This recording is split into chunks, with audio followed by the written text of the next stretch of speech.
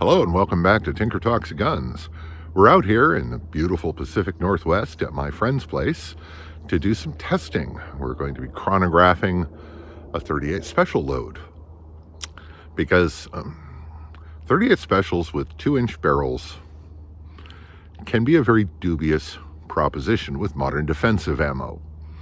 The old standby is simple target wadcutters, and they work well enough. And what I've noticed after watching several tests is that they do mushroom slightly in gel tests. And I thought, what if you made them really, really soft? Well, I bought a used bullet mold that I thought would throw 158 grain round nose flat points. Turns out they're 165 grain. I got to thinking, what about a soft lead 165 grain wadcutter? So I cobbled together a setup to swage my 165 grain round nose flat points into 165 grain wadcutters. Cast them in soft lead, except I decided to take it a step further. One of the old guy things was to get hollow base 148 grain wadcutters and put them backwards in 38 special so that they formed a giant hollow point. And I have tested these in gel, as has everybody else, and they penetrate about 6 to 8 inches, which is not enough. They expand wonderfully, but they expand too much too fast and they have too little energy. What if it had a less extreme hollow cavity? Maybe sort of a happy medium between a reversed hollow base wadcutter and a standard wadcutter cast in soft lead. And this is the result. And as you can see, it has a relatively shallow, big round hollow cavity swaged into the point. And it's set proud of the case, unlike regular wadcutters, because it's a lot longer than a regular wadcutter. And I don't know what seating it deep would due to the pressure levels. I took a known load with my 165 grain round nose leads, seated the bullet over the same powder charge to the same depth. This is 3 grains of red dot with a CCI 500 small pistol primer, and we are going to chronograph these and see what they do out of a very short-barreled revolver, my custom Taurus 85 with a 1.5-inch barrel. I figure if they perform out of this, they're probably going to do pretty good out of a standard 2-inch gun. So, let's have a look at the chronograph and see what it has to say.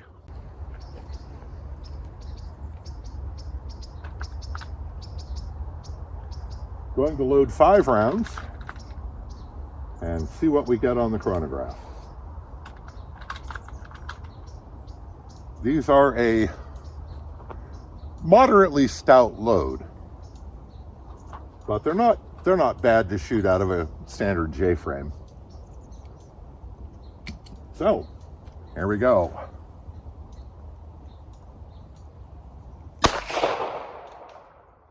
Error. Let me back up a little bit. Awfully close to that.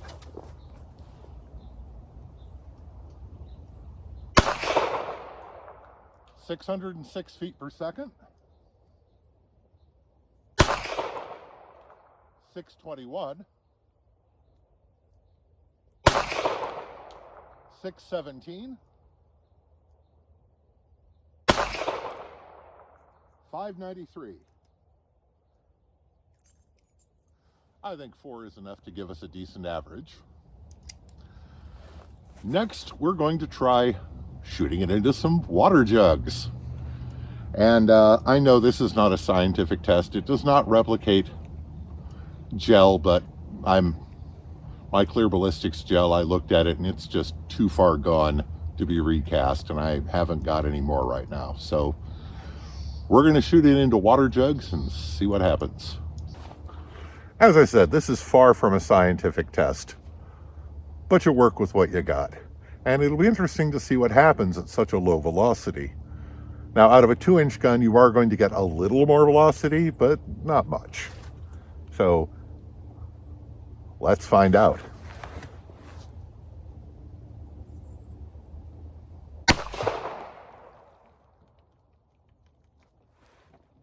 not exactly dramatic.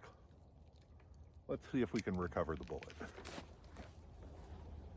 Okay, as I anticipated, it stopped in the third jug. As anticipated, we found it in the third jug of water. And there is some very definite expansion. And for that to happen at as low as 600 feet per second, I think this merits a gel test. I'm going to have to get some clear ballistics gel and give them a shot and see how they do in that through 4 layers of denim for the FBI spec tests. But results are encouraging. Let's show a little bit of a comparison. So our standard for comparison will be the Underwood 90 grain Extreme Defender from a 3.5 inch 9mm. Let's see what that does to the water bottles.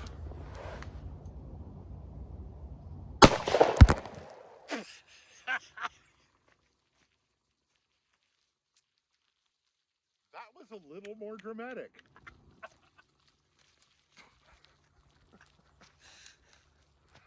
Yeah. I got wet, and I was 10 feet further away. That was beautiful.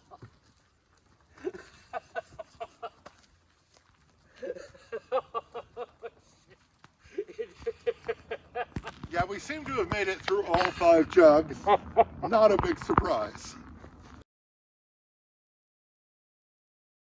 When I can get some clear ballistics gel, I am going to test these in that gel. Curious to see how they'll perform. And yeah, the research is ongoing. And let's get serious here. I am not trying to change the world. I'm not trying to revolutionize bullet design. I'm just having fun and indulging my curiosity. But if these get adequate penetration, even with that little expansion, it's going to be better than a standard factory wadcutter. So that's something. So shout out to my supporters on Patreon. This all costs money, and your contributions help more than you know. Also, thanks to channel benefactors like my friend Ben, whose property we're using, Rain City Shooting Center, Pinto's Guns, and innumerable individuals that have made contributions of ammunition and guns to shoot and show you, and have been enormously helpful to the channel. So thank you all. That's it for this time. More to come. I hope this finds you well. Stay safe and take care, and we'll talk to you again real soon.